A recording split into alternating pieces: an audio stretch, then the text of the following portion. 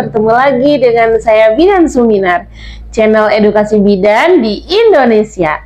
Nah, kali ini saya mau kasih informasi nih, apakah bahaya ketika misalkan para mam sudah melewati HPL?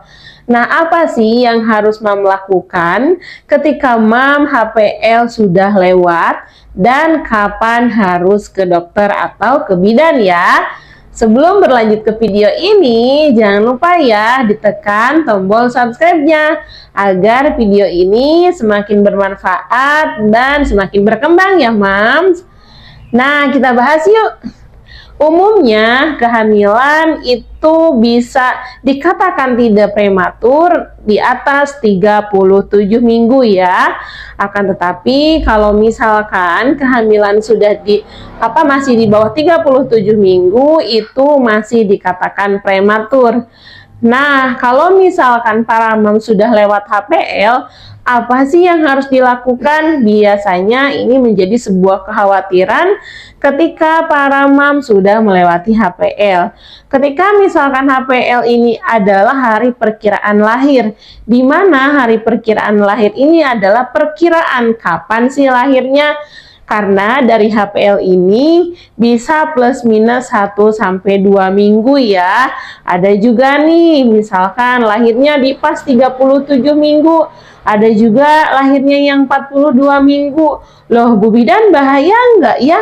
Kan persalinannya udah 42 minggu. Nah, perlu mewaspadai ketika misalkan HPL mam sudah 40 minggu atau sudah pas di hari perkiraan lahir, usia kehamilannya 40 minggu, mam lakukan pemeriksaan ke bidan atau ke dokter.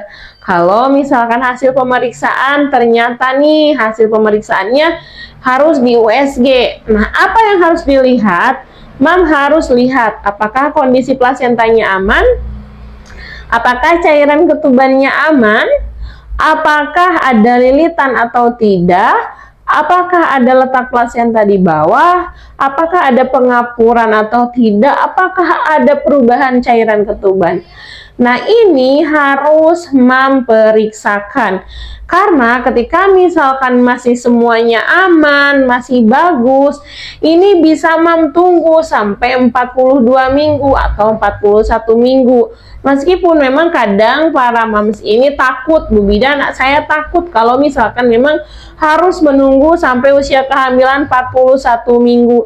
Nah, apa sih, kapan sih sebaiknya saya ke bidan atau ke dokter? Nah, ketika misalkan hasil pemeriksaan USG-nya semuanya aman, silakan boleh ditunggu sampai 41 atau 42 minggu ya.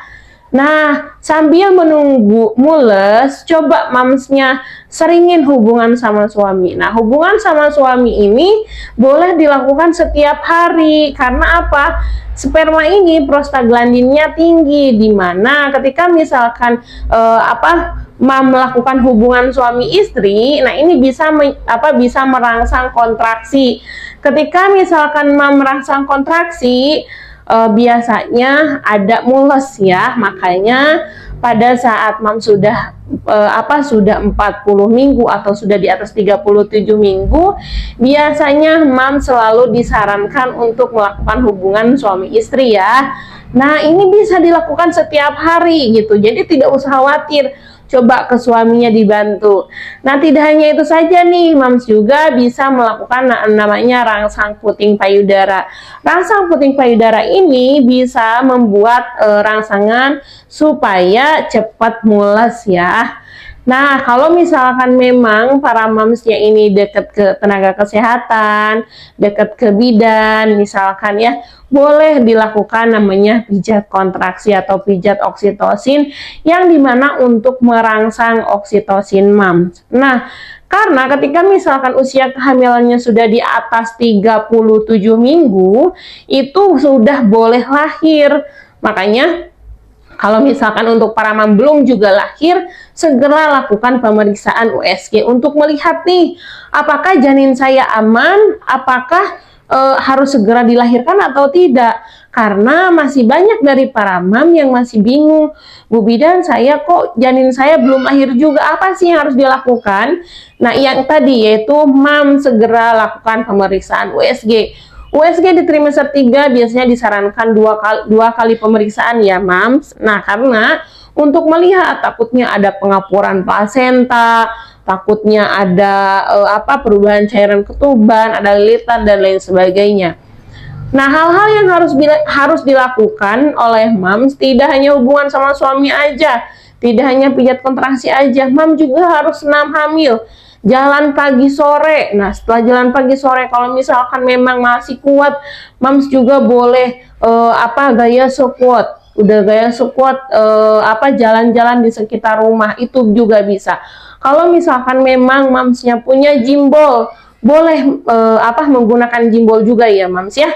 Nah, mungkin kalau misalkan untuk kalau dikatakan bahaya atau tidaknya, kalau misalnya hasil USG-nya semuanya bagus, itu bisa ditunggu sampai 42 minggu ya, Mams. Nah, kalau misalkan yang ada yang mau ditanyakan, boleh langsung aja ketik di kolom komentar ya. Jangan lupa dibantu di-share juga ya, Mam. Terima kasih. Semoga bermanfaat, semoga sehat selalu ya.